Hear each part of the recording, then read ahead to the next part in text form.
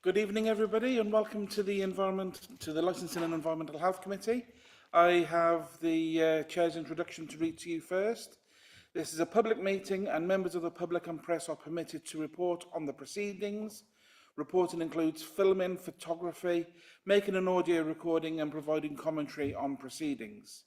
Please note this meeting is recorded and streamed live. These recordings are published on the relevant meeting page of the Council's website. By choosing to attend this public meeting, you are deemed to have given your consent to being filmed or recorded and for any footage to be broadcast or published. If the alarm sounds, the premises must be evacuated immediately. Do not spend any time collecting personal belongings. All emergency escape routes are clearly signed. Once you have left the building, the assembly point is in the High Street opposite the Guildhall. Members and other speakers are reminded to use their microphone when speaking. Can we have any substitutes or apologies, Robin? Julian? Yes, thank you, Chair. Yes, I've got a couple of substitutes. Jabba Rears is here for Adam Scott, and Elaine Wilmore is here for Sue Smith. Robin Norfolk has sent her apologies. Thank you for that. Any declarations of interest? There being none. Minutes of the previous meeting have been circulated. Is there your wish they be signed as a true record? Councillor Subcheck? Yes, can I bring up item 34, which is the review of taxi rank provision. In paragraph 5, the minutes refer to saying that there is only one electric vehicle.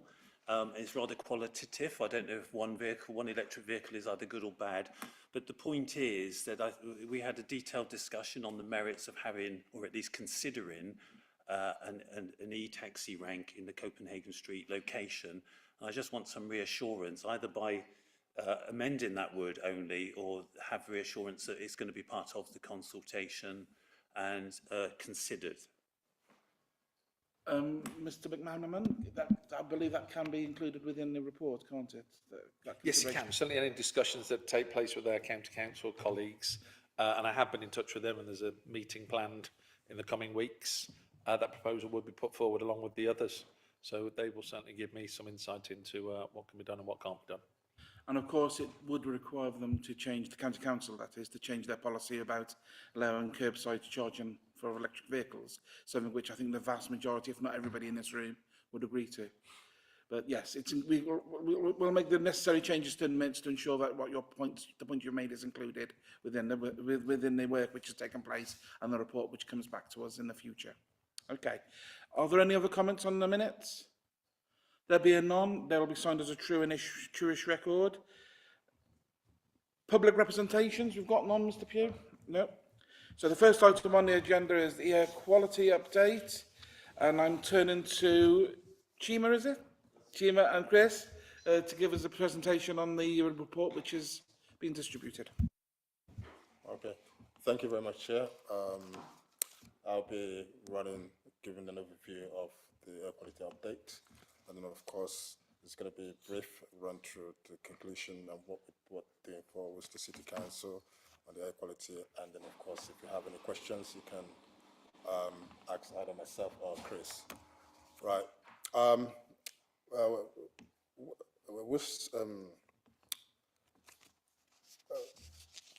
WRS are doing a lot of monitoring for nitrogen dioxide for Worcester City Council, performing the duties under the Environment Act 1995 and 2021, which requires local authority to monitor air quality.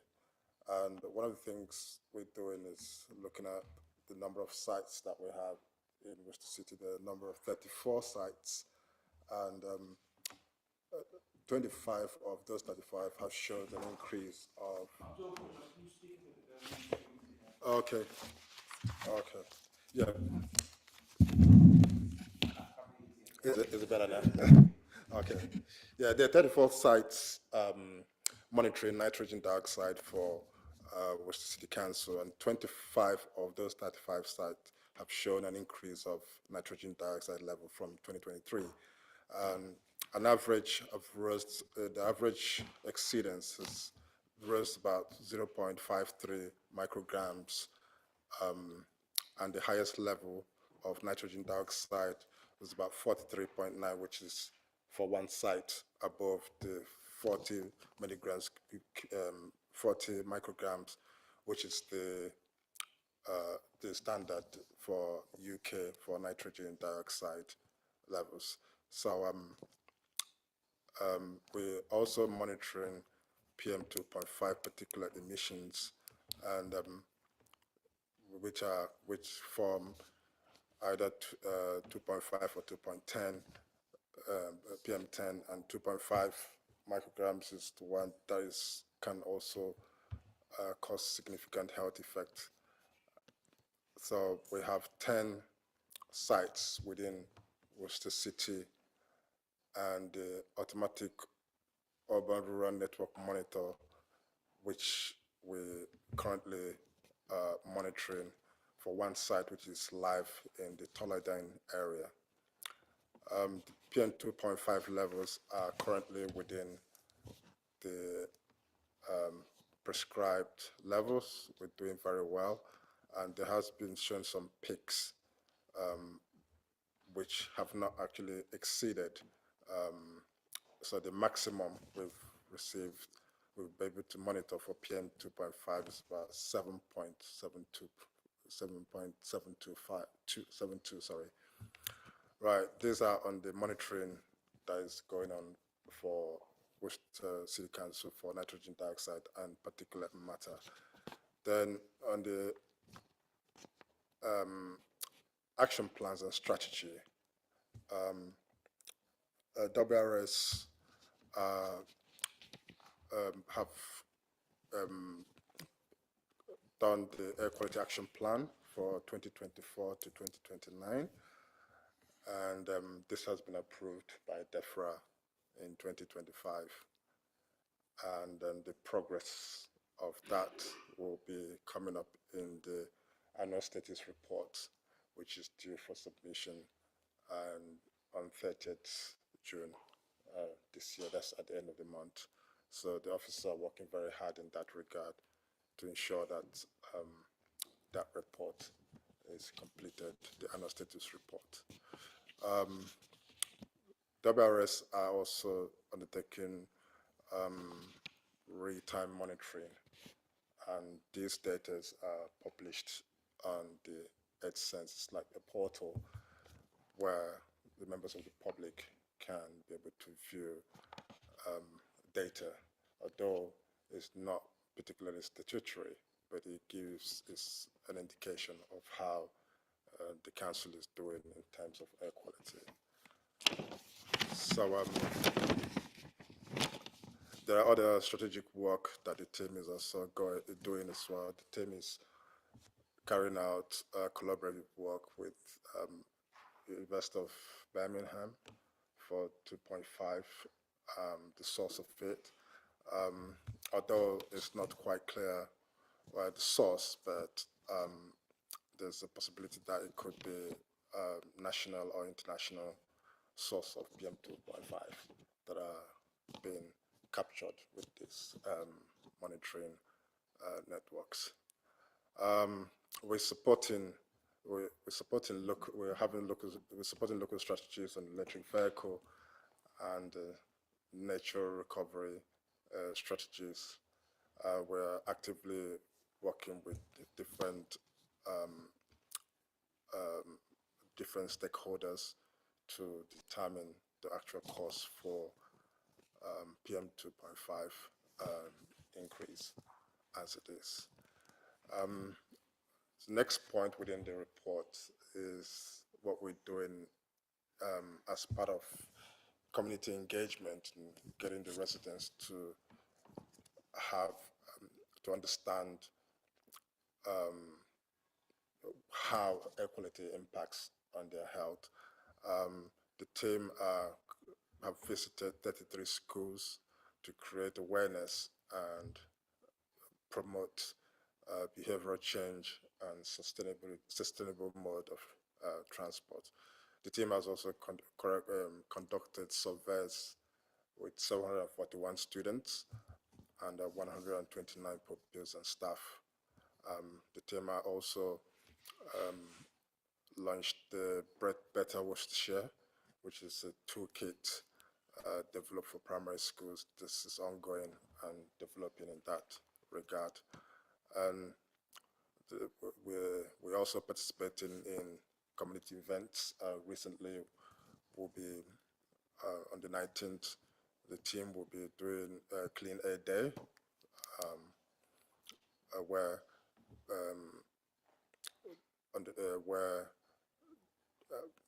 we'll be carrying out a lot of posters and creating a lot of awareness, and there'll be social medias and website updates. The aim will be to encourage residents to change behavior and create that awareness on how air quality impacts on their health. So there's a lot of work going in that regard,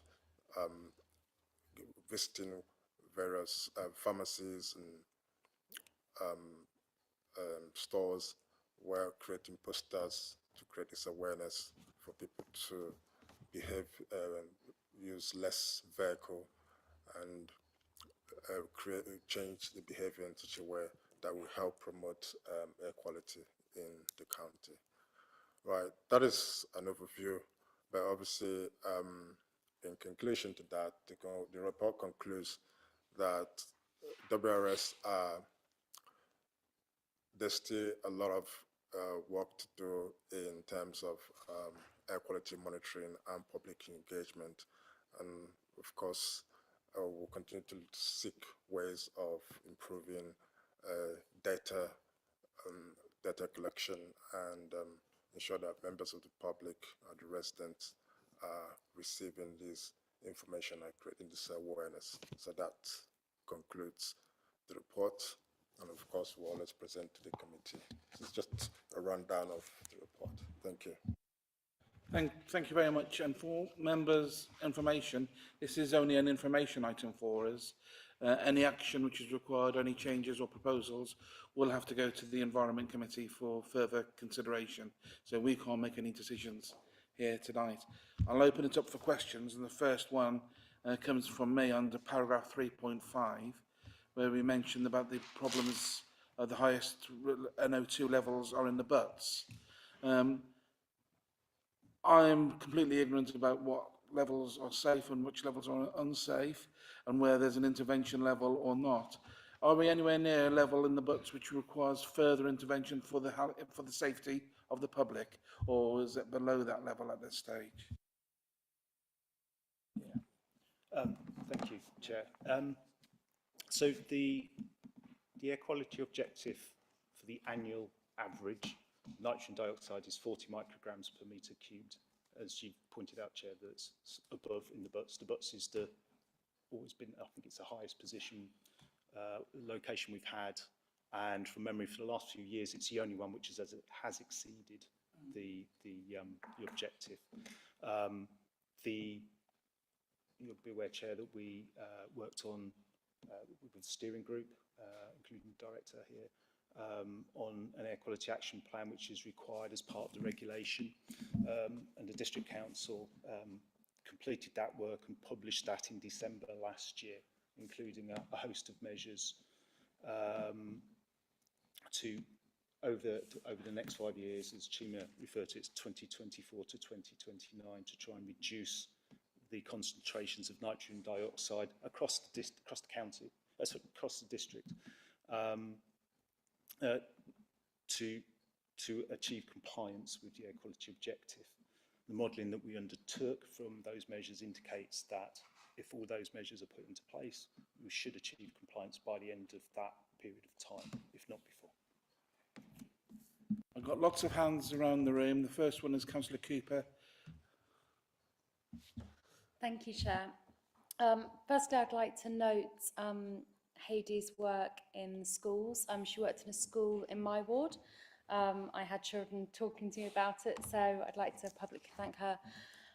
When I talk to residents about air quality and I explain that we're in an air quality management area, people are shocked. People go, really? They can't believe it. They just assume that you know, we're quite leafy, there's the Morven Hills, like this couldn't be happening in Worcester. And it's a very clear problem. On 3.21, I would like to see not just a social media campaign, but I'd like to see posters in our city council notice boards so that people aren't on social media or you know, aren't so digitally savvy, are still accessing this information. Would that be possible, please? Thank you. I think that's more of a question for you, Lloyd. Chair, I presume the materials that we're sending out via social media are easily printable on in hard copy version, so I can't see an issue with that at all. We can arrange for that. Thank you. I've got lots of speakers. Next, Councillor Stephen. Chris, do you want to? Yes, I could add a little bit more.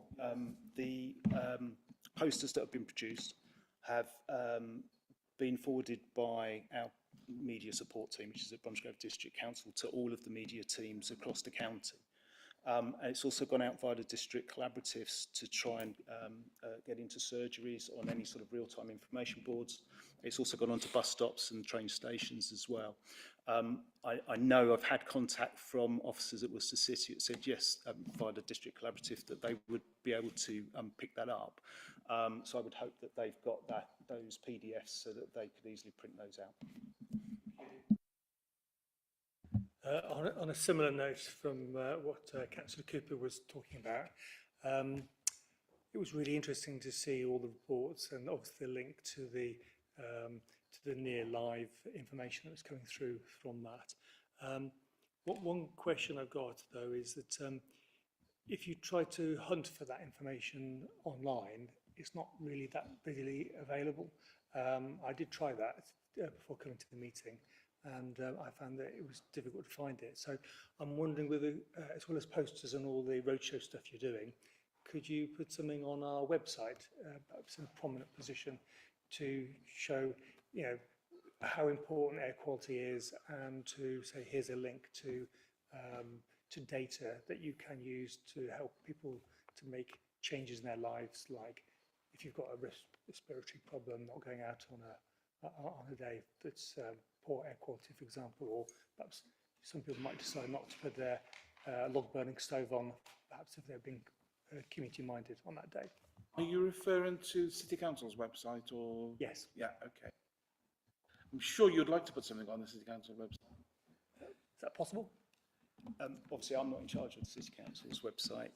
What I would say is the posters that we produce have got a QR code on it, so it should take them direct to our website. And some of the posts, we did design about 3. One of them takes you straight to the portal, although I have tried it myself and it isn't quite easy to necessarily see it sometimes on the mobile phone. So we added a bit of text onto the website as to how to access that properly.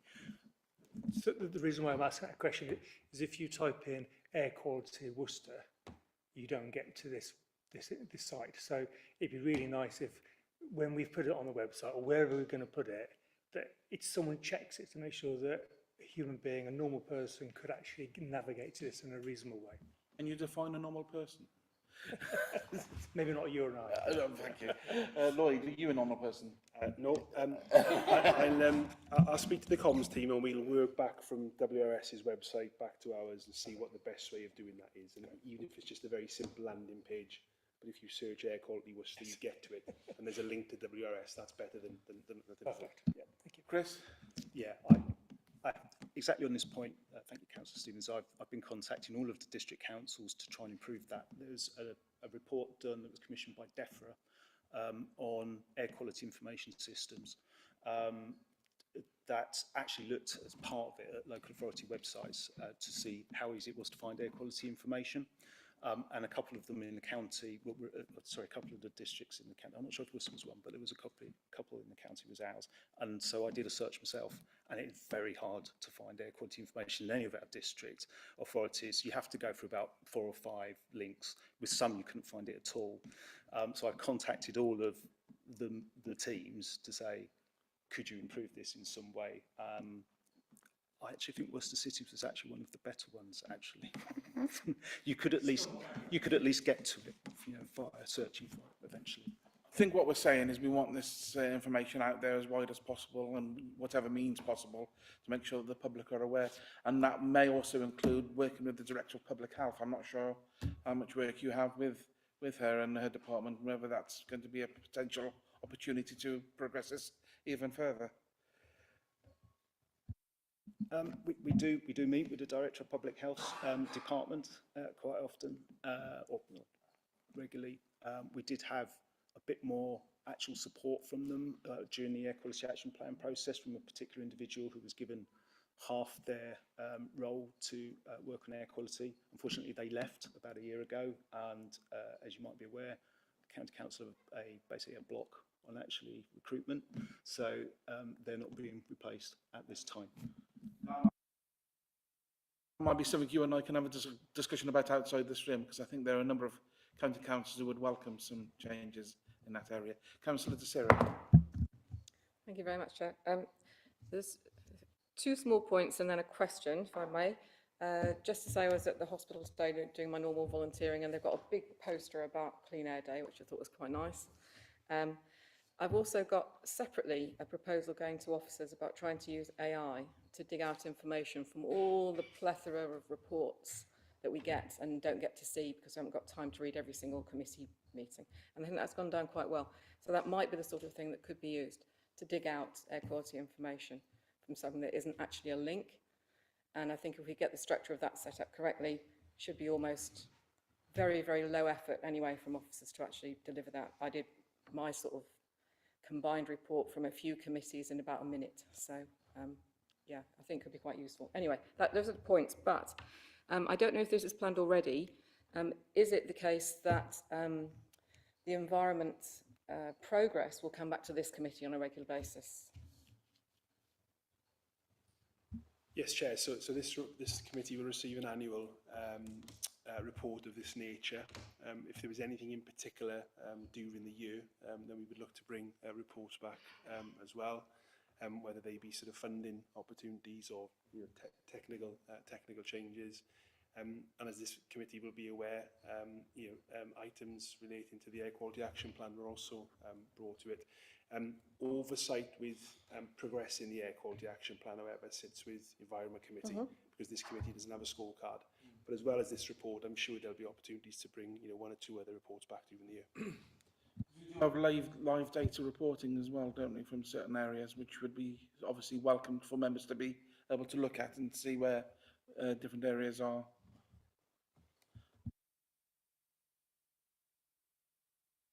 I'm not quite sure about live data reporting. We have obviously the public portal, which is live monitoring. So anybody in the public can access that at any time, although as Councillor Stevens has said, maybe it's not easy for people to find. Just on that, on the website, I've just spent a lot of time over the last few weeks improving the information on there as part of Clean Air Day. So we're hoping there's a lot more information for people to learn about air quality, the pollution, the impacts of it, and what we're trying to do to improve it.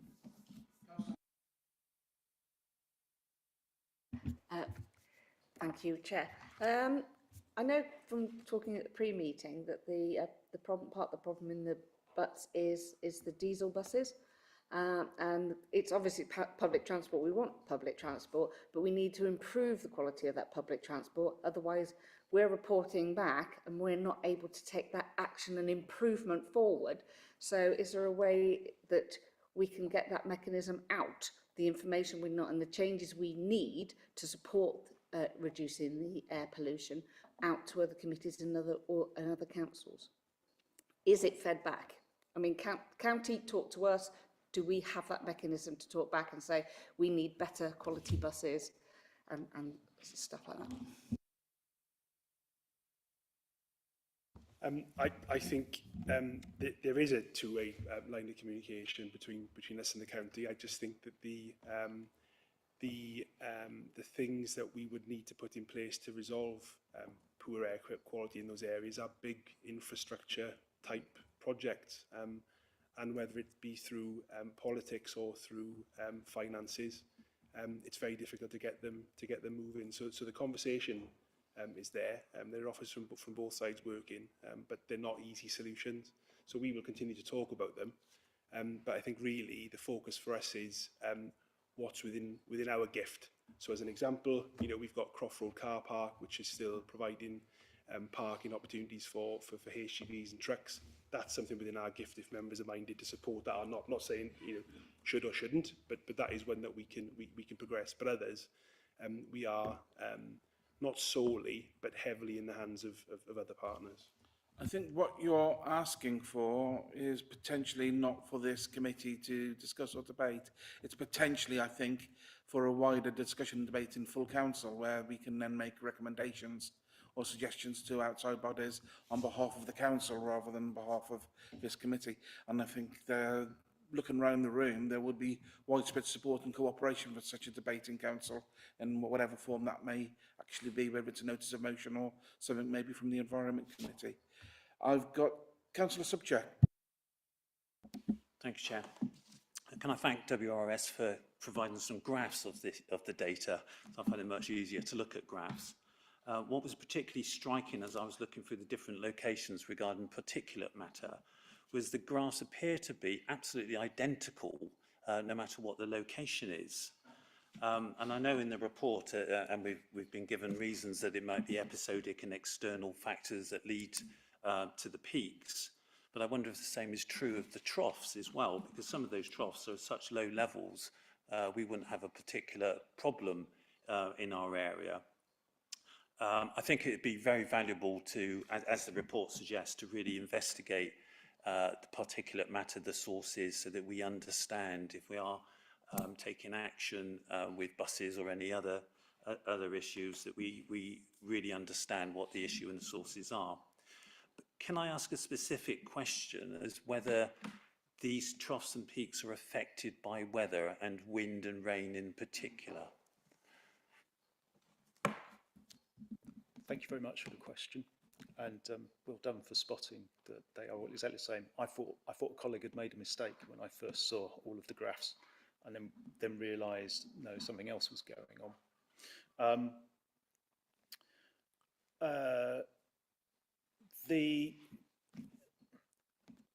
What I mean is it's difficult to know exactly what's going on. We've just got 1 year's worth of data. My suspicion is that all of those peaks are down to episodes of particulate matter or air brought in from Europe.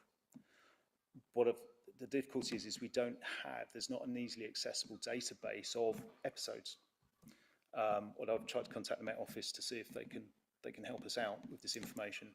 But I also do have, we speak quite regularly with contacts at the University of Birmingham who have done a particulate matter study in Birmingham, and I would like to be able to repeat that in Worcestershire, because a lot of data you will find relates to London, which is a very different beast, I would suggest, to Worcestershire, and it would be great to get some real local idea of what's going on. But to answer your specific question, all air pollution is somewhat weather dependent. Because air doesn't stand still, it's going to move. So something produced in Herefordshire, Gloucestershire, maybe from chicken sheds or something like that, is going to find its way further northeast. Birmingham are quite interested, the University of Birmingham are quite interested in working with us because, of course, we are southwest in the general direction of air, is southwesterlies in the UK, so southwest to northeast. So Birmingham are very interested in doing more monitoring within Worcestershire to find out what the impact is on Birmingham. So yes, it's very heavily weather dependent.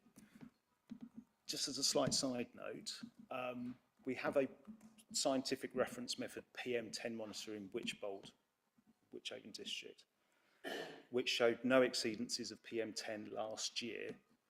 We've had 3 exceedances already this year, and I can tie all of those up with episodes of air brought in from Europe at the time. Hence the suspicion of what we've seen from the monitoring last year. But yeah, we're going to do a bit of work to try and ascertain exactly where our PM2.5 is coming from, and a bit of a study to do. Not quite sure how much that's going to cost, exactly all the details of it, but that may be something we come back to the committee with at some point in the future.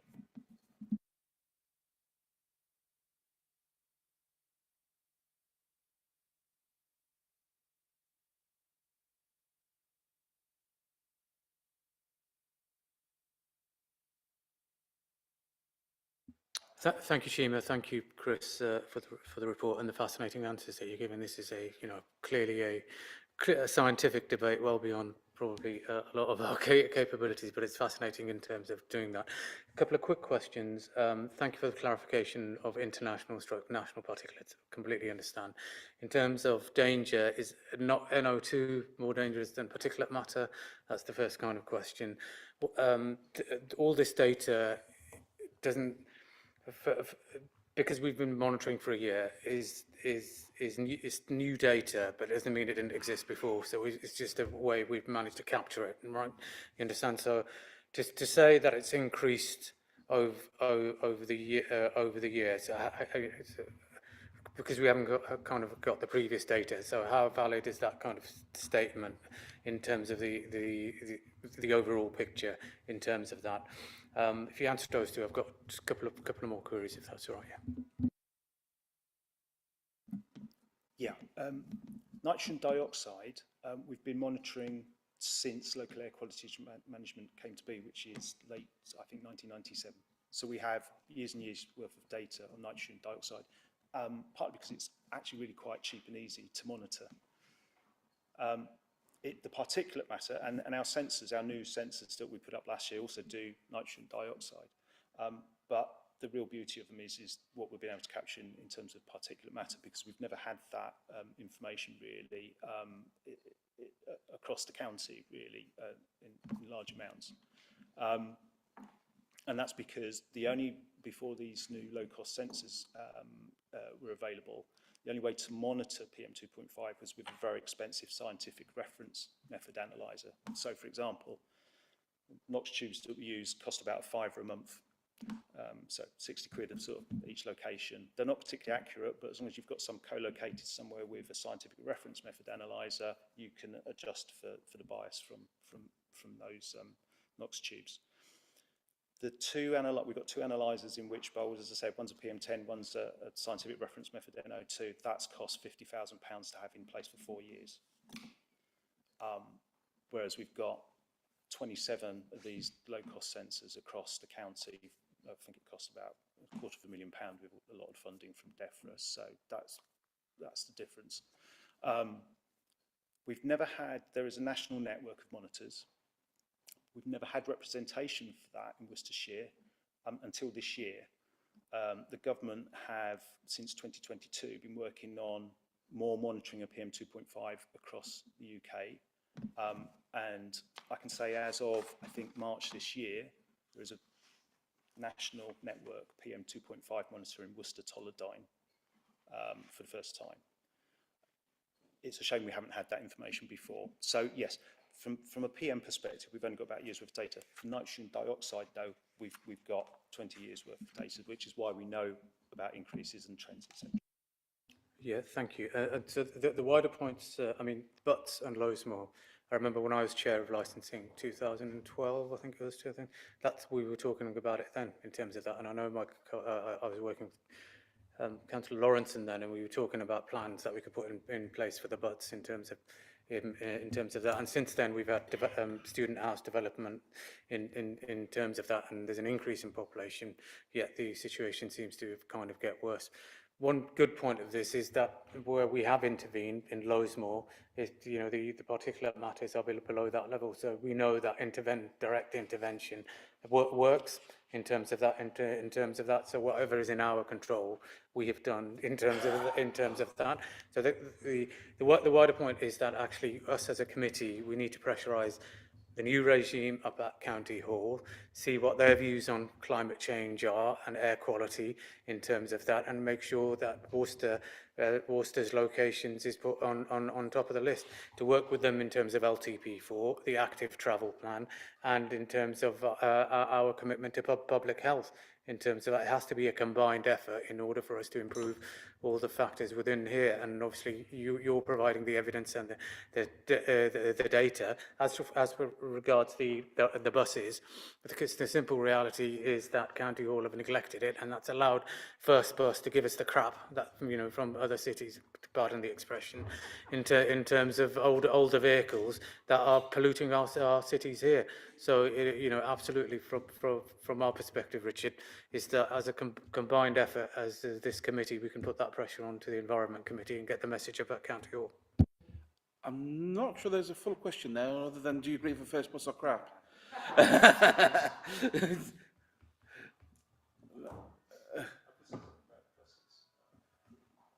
Okay. The County Council have got a bus service improvement plan, I'm aware of. That was published, I believe, in February or March this year, and I believe they're currently working with bus operators to, you know, on bus improvements as part of that. There's negotiations are still going on. Whether you'll get to see electric buses, which obviously would be the ideal, really, for improvements in, from emissions from buses, I'm not sure, but we'll wait to see.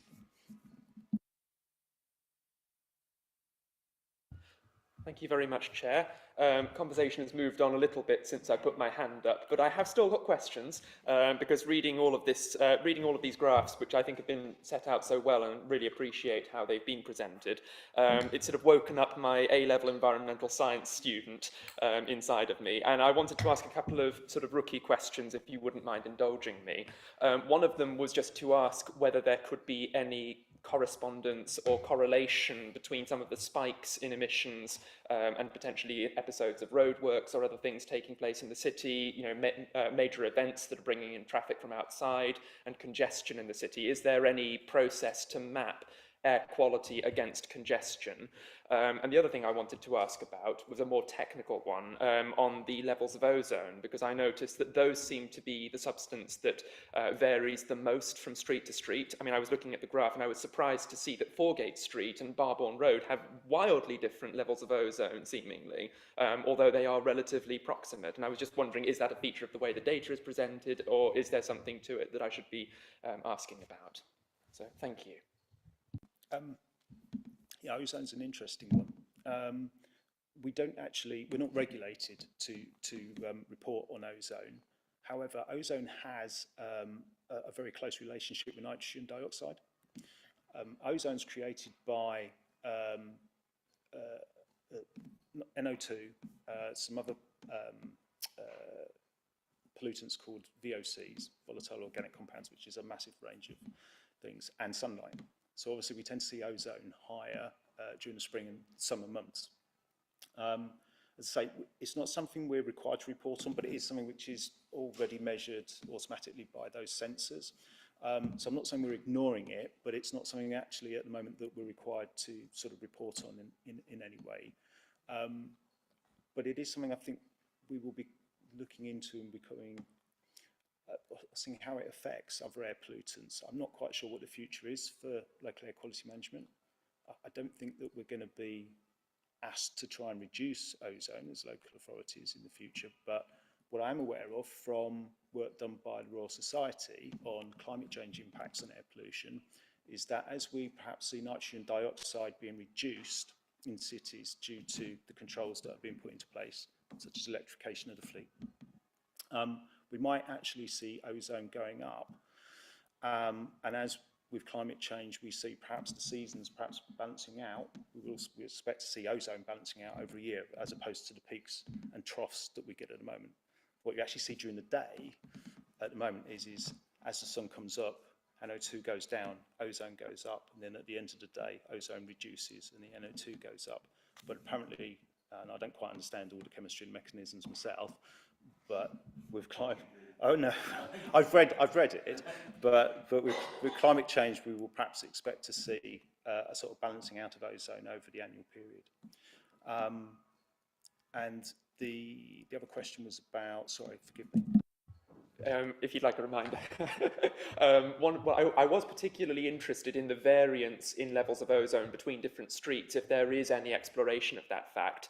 My other question was whether there's been any cross-correlation between episodes of emissions and things like roadworks or congestion in the city centre. No, I mean, you particularly refer to like the peaks of the particulate matter. And the issue with that is we can see that it's not a local source because we're seeing the same peaks across the county. So we're seeing it in Evesham, in Upton, in Worcester and North. So clearly it's not a local source which is creating those. So we're not kind of focused on that. In terms of any sort of local effect in terms of traffic that might be caused by, say, a road change or something like that, we're going to pick that up for our Knox Tube monitoring network.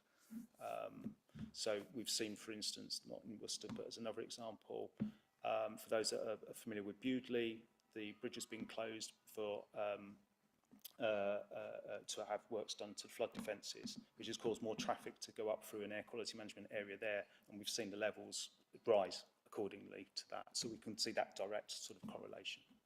Okay. Yeah, which you would indulge me one last time, Chair.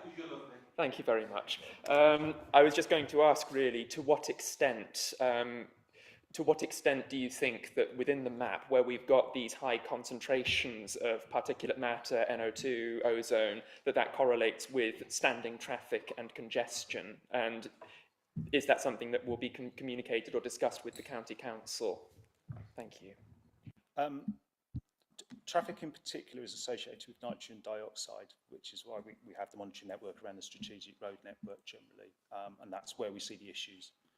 Also associated with the landscape, so if you get a street canyon effect, so that basically the pollutants can't escape, they're concentrated in those areas. And many towns were not built for cars, they were built for horse and carts, so that's sort of what we see. And of course that is communicated with County Council through the work we've done on the Air Quality Action Plan, and they've contributed towards measures in that.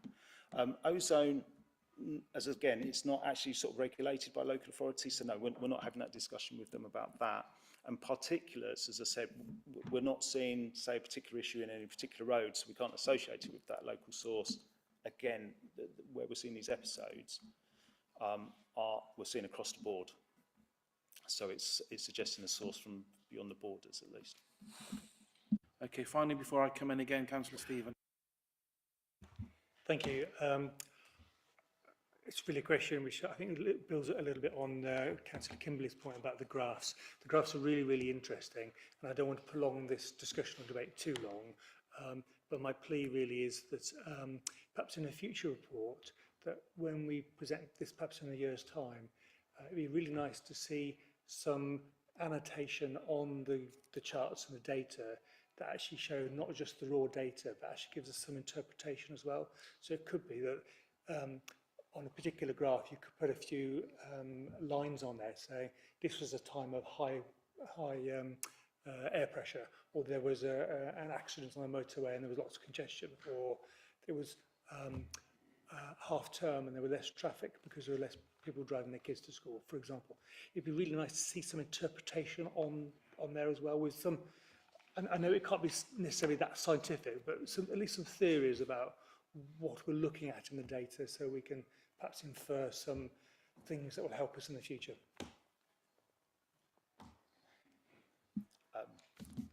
I will speak to the people who produced the graphs. I'm not quite sure how possible that is. It might have to, rather than on the graphs itself, it would probably have to be some kind of analysis sort of afterwards. And of course, it is over quite a long period of time, so there would be, quite a lot of information. But I'll take that on board. Thank you. And finally, a question from me. Obviously, this is a very important issue for human health and other things as well. I'm very concerned about the potential impact on air quality and other areas such as wildlife, vegetation and water quality. Have you got any data or information to support if there is an issue or a problem there, and how we can use any intervention to actually help those habitats? That would come sort of under ecology, which is not my level of expertise. However, I'm aware that air pollution also does have an effect on those things. And I have, as part of our work, we're speaking to more and more people across the county from different disciplines on how air pollution sort of interlinks with the work that they do. And I have spoken to those that are producing the local nature recovery strategy, who are the ecologist team at County Council. And it's sort of a beginning relationship, if you like, to share sort of scientific information. So I can't provide any sort of expertise, Richard, on that, but what I can say is we have reflected what we know in our update on the web pages. Yeah, it would be useful if and when we can get that kind of information. It would be useful to add it to future reports. I think what the clear message of this debate has been is that we can't do anything in isolation. We need to have cooperation with other agencies and other bodies and other councils in order to actually reduce the impact upon the quality of life of residents which we represent. So I see there are group leaders around this room, people who are either deputy or full group leaders, and I think it's something for them to take away and consider and look at, and how we can as a council respond in a way in full council with a notice of motion or a discussion to enable us to put pressure collectively upon on our partners and other organisations in which we need their assistance for. So I'll leave it with them to consider how that can be done in the best way possible. Unless there's any other questions or information, can I thank both Chima and Chris for their presentations? It's fantastic. And can we also thank them in a normal way, because they're very good, informal, very, very good questions which they answered. So, very good. Obviously, you're free to stay as long as you wish, but I can understand why you may wish to depart. You're hungry, I understand. Okay, thank you very much for your presentations. Moving on to update on the Terrorism Protection of Premises Act 2025, Martin's Law, and it's Nick. Yeah, thank you, Chair. It's about 12 months, just over 12 months, since I last presented to this committee on this subject. And since then, there's been quite a lot of movement occurring. Back in April, the legislation received royal assent, so it is now an act. There has been probably 3 pertinent issues which you should be aware of with regard to this since the last briefing. The first one is that the regulating authority is going to be the SIA. There was some discussions whether that would fall to local authorities. It's not going to local authorities, and it is going to the SIA, which is the security industry. As part of the legislation, there is going to be an implementation period.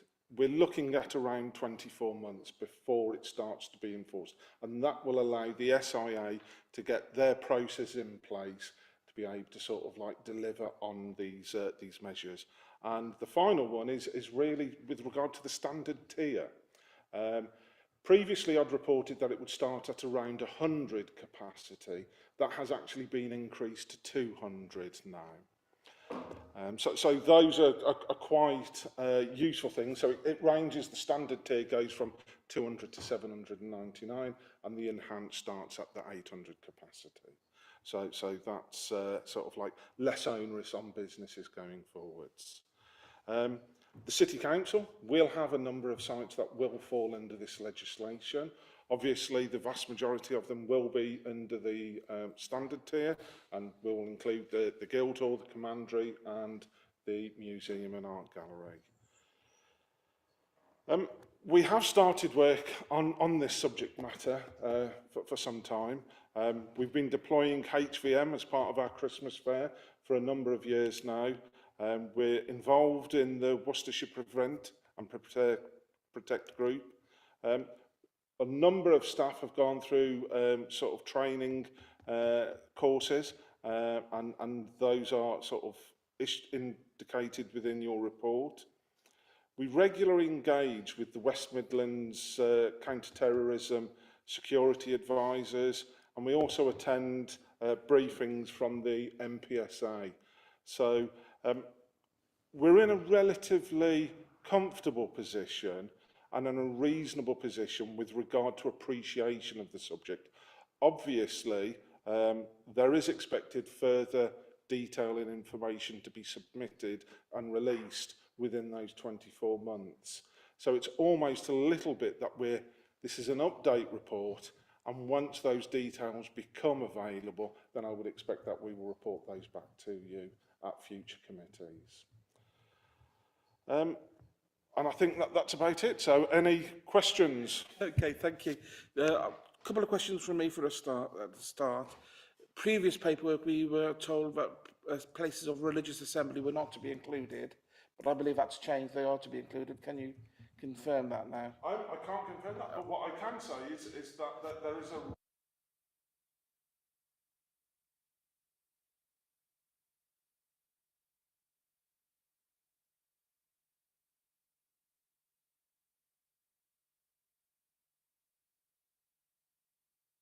And the second point, even though the SIA will be doing the bulk of the work, there will still be new burdens on the City Council and other local authorities.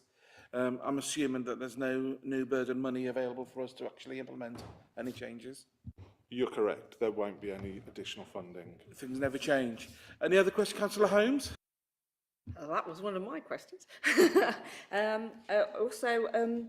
Are we going through, as we're not the regulatory authority, but obviously we're in a position that we know a lot of the local businesses, are we going to be helping the SIA find those businesses, or we are going to approach the businesses and encourage them to think about it and consider it and go forward? Will we be offering any form of assistance to them to help them set up? Particularly, I don't want to see a lot of burden on smaller venues who might already have suffered through COVID and ongoing footfall issues, struggling because of this, and then maybe cutting corners. Maybe they could work together as smaller organisations. And I know we've raised this before, and you said we take the responsibility ourselves as a local authority to put in the hostile vehicle measures. But seeing as we've seen some quite horrific issues with unprotected members of the public while they're out and about, just even waiting to go into a venue, I can see that changing. So even possibly within the next 24 months before the implementation, I can see it as it's going through, that sort of thing being modified. And it would be very useful to know if that sort of measure is considered and thought about, not just what's within, but just the being aware. And are we doing awareness training for businesses, really? Yeah, I mean, I think that the first point, one of our roles that will be as part of the sort of this process is signposting and sort of like assisting businesses where we can to signpost them into the direction that they need to move. Obviously, we won't be the sort of authority that enforces anything, and we don't know the particular workings of a business or a premises, so it will be. But we will signpost them, and I'm sure that we will be able to sort of work with stakeholders and our partners through that process.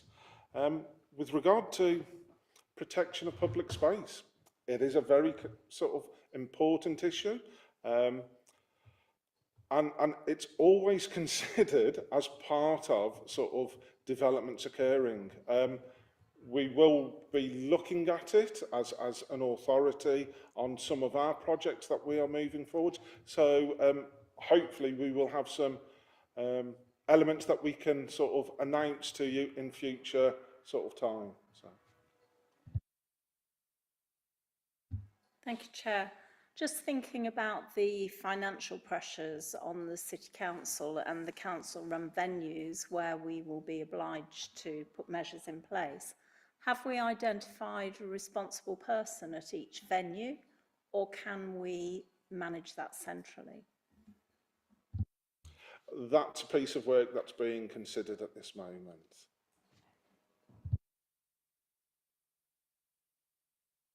Yeah, thank you, Chair. And obviously a very emotive debate in terms of ensuring that we get the right level of protection for our residents against the what businesses may see as an onerous new another form of cost adding to that. I was just wondering if there is a benchmark and standard that we can kind of achieve as a city in terms of in terms of this, that will bring a wider economic benefit to the residents, to say, well, actually, Worcester's taking this seriously, our businesses are taking seriously, we're striving to achieve the standards set out by the government, and we're going to achieve it. So it's a more welcoming and attractive and safe place for our residents and our nighttime economy. Yeah, fully correct that. Obviously, when we started, I'll just go back to sort of the Christmas fair. When we did start to deploy HVM as part of that, there was feedback, and very positive feedback, that people felt more secure. And obviously that is a positive sort of impact on that investment. So it is one of these that obviously reputational damage, if an incident does occur, is something that can take several years, months to sort of recover from. So it is a very serious consideration. Thank you, Chair. I wanted to take a very quick moment, I think, to just reflect, on the importance of the law and the importance of what's being put forwards with Martin's Law. I think also it's just, we have to take a moment to digest how very sad it is that we as a council must now prepare our city to be resilient against attack. It's a wonderful community, a wonderful city. It is awful to imagine that people would even want to disrupt what goes on here. I wanted to ask, though, a question to go with that, which is, have we been given any advice, or will we be given any advice as a council as to the type of attack that we should be most prepared for? Would we expect to receive such information? Will that be shaping our response in any way? Thank you. Okay. It's as indicated within the report, a number of engagements with organisations and professionals within that field does already occur with City Council officers. And obviously, as part of that, information can be shared with those relevant officers, and we use that information to make informed decisions. Hopefully that sort of covers your query. And also it's responsibility in some parts of the community safety group at County Hall with their operations prevent up there, which has an overview on some of these aspects. I don't know if you want to do. Yeah, I suppose just to build on what Nick said. So senior officers within the council, we get an annual, sometimes biannual counter-terrorism profile update. So that information, as Nick said, is then cascaded where it needs to go, but not something that's sort of publicly shared for obvious reasons.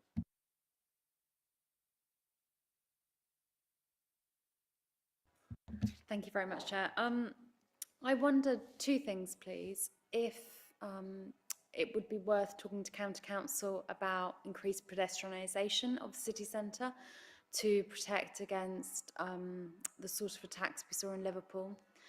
And my second question was, with the cuts to staffing, has any of the training been have any of those staff been that were trained, have they gone? Will more training need to happen? Thank you. Okay. Regular meetings occur with the County Council and the Highways Department with regard to a number of subjects. Obviously, as part of historic city centre, there is the challenge of creating a ring of steel to protect pedestrians, doesn't allow servicing of the businesses. So there's that balance that is always required. It is a challenging sort of consideration, so it is one of these. With regard to the staff, I couldn't actually tell you if any, but as part of the induction process, there are elements that new staff have to take on the training, and where people move into a certain role or responsibility, more training is then considered at that particular point in time. We're moving slightly into the area of the responsibility of PED, and I'm aware that this report probably will also be going to PED as well. So just if you've got questions such as that, I think we need to be prepared to ask them in another place. Councillor Riaz.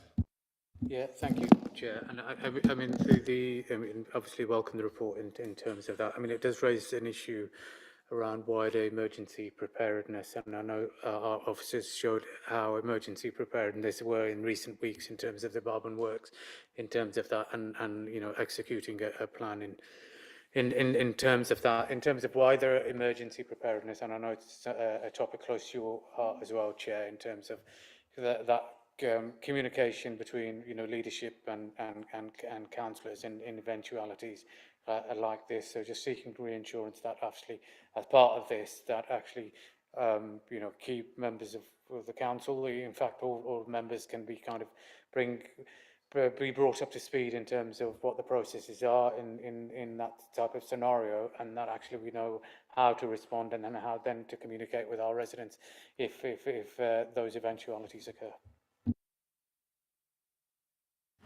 I think we've asked all the questions which are potentially for within our remit. I think obviously our remit is about public entertainment venues and places such as that.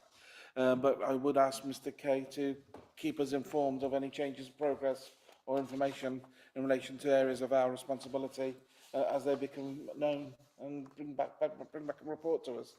Okay. Yep, thank you. Thank you very much, and thank you again for coming along and answering our questions. It is appreciated. Moving on to agenda item 7, Street Trade and Policy Review Update. That's you, Niall. Thank you, Chair. Yes. Okay, yes. So, members, this is an information report just to bring you up to speed with where we are currently at with our policy reviews. You'll be aware that we've undertaken a number of policy reviews, certainly over the last couple of years. I've been a bit of policy review fatigue, the amount of policies that have been through this committee. This is an important one because certainly discussions that we've had with the Chair and the Vice Chair has identified there's probably some gaps in the street trading policy. It was adopted back in 2003 when the council moved from street trading consents to street trading licences, and since then there have only been minor changes. So it's certainly been identified that with the change in current trends and trading activities, it's time to review it and have a proper look at it. And certainly with the changes going sort of county-wide as well, it's certainly a question that was asked. We'd like to try and adopt a policy that is suitable for all of our cities and town centres that can be used across all 6 districts. So that's what we're going to do. We're going to have a look at this. We're going to adopt review and draft a policy, which we're going to present back to this committee, hopefully in September, with the draft document for comment and discussion. The report in front of you gives a few, certainly details on the things that we're looking at. And some of the headlines are sort of licence durations, so seasonal licences possibly, event licensing for some of the events that take place that maybe, again, fall through the gaps when it comes to regulation. The applicant suitability is quite an important one, certainly something that's not addressed in our current policy, making sure that we've got the right people on our street trading sort of stalls and units and vehicles, hoping that certainly we capture anybody that shouldn't be there and sort of remove them from the trade. And certain licence exemptions, you know, we have lots of parks and open spaces controlled by the council, and there seems to be a conflict between sort of the managing of those spaces and street trading licences, so we're trying to harmonise them and talking internally with our other departments to make sure that it all sits very nicely together and it is very straightforward. As I say, the information is in the report. Happy to answer any questions. I don't need to go into any detail because the discussion will certainly be had at the next committee when the policy is presented to you for discussion. So I'm happy to answer any questions if you have any at this stage. Chair? Yep, thank you. I think we've been looking and debating this now for a couple of years to try and get to this stage, and I think we've highlighted 1 or 2 issues and areas of concern, and mine are the very old, very dirty ice cream vans which are populating the city, which are very much a polluting problem, and I'm hoping to use the licensing regime to try and see if we can control that in some way. So there's been a lot of changes since 2003 in the markets and trends, so I think what we're doing here is allowing our officers to go away and look at the detail and come back to us potentially in September with the report, which will then go out to consultation. I think we do need to do some radical change and rethinking about the way we do things, which will also have an impact on enforcement. So we have to be aware that enforcement will also be an issue in the future for us as well. I see Councillor Subcheck wants to speak, and Councillor Holmes. Thank you, Chair. Yes, ice cream vans, and also for me, portable generators, which can generate lots of noise and fumes, and they don't all do it, so it's a question of standards. Are they going to be included in the review, please? They can be, now that you've raised them. Generators don't tend to be very popular anymore. When you look around the city centres, certainly the town centre ones are using electricity, so generators don't tend to be used, but it can certainly be included and put forward for discussion. And the idea is to bring it up to date. So, you know, if petrol and diesel generators are still being used by traders, they need to maybe look at other sources of energy and other ways of actually getting their energy to their units. So, yeah, we'll certainly look at it. Air quality has to be an important part of our considerations, especially after what we've just been discussing earlier on. So air quality and improving it in whatever way we can through the licensing regime is something which I would strongly support and encourage. Councillor Holmes. Thank you, Chair. Just to be annoying, I've got sort of 3 parts. So 3.2, we're talking about the application for the licensing. This is probably something to take away and come back. But I know that the WRS are going through a process of introducing online licenses, and I was just wondering if this is one of the ones that had got to that stage, or is it still not? So it might be usable for, you know, if you want short-term licenses and stuff, that making it efficient and easy to apply online would be useful. And I know as I say, they've only just started that process of putting them online.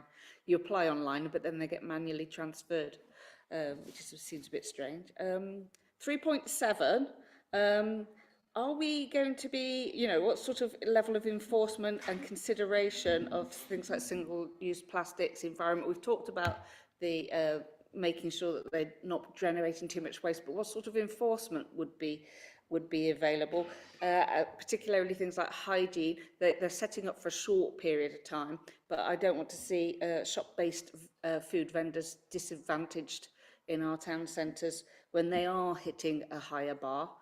So I'd also like to make sure that we've got some fairness in the system. And 3.8, the ice cream vendors, any other food vendor, a lot of them have electric hookup availability in these vehicles now, if they're not moving around a lot, and it would be useful, you know, for the fumelessness, reducing the noise, reducing the heat. If there was a form of mechanism for them to receive some form of electric hookup, if we want them to operate cleanly, buying an electric ice cream van is extremely expensive. Other street vendors are going to be facing the same thing, so if we can look to be supplying some sort of charged, obviously we'd have to charge it in with a sort of a space rental, but that would have to be included. And if we want them to act cleanly, we're going to have to help them with that aim by supplying them a clean source to hook up to. Otherwise, you know, I've spoken to an electric ice cream vendor. He said he'd much happier plugging into electric if he can, and that's what he will do if he gets the opportunity. But obviously that needs to be paid for and figured out. I think a lot of what you're saying is for the study for us to come back to. And I think what you've said has been heard, and I've seen officers writing down as you've been speaking. So I won't ask them to answer now, unless they particularly want to say something, but I think it's something for the report which needs to come back to us in September. Are there any other comments? There being none, thank you very much. This report is noted, and we look forward to the future report. I have not been notified of any other business, so it's 8:10. I wish you a safe journey home and thank you for your attendance.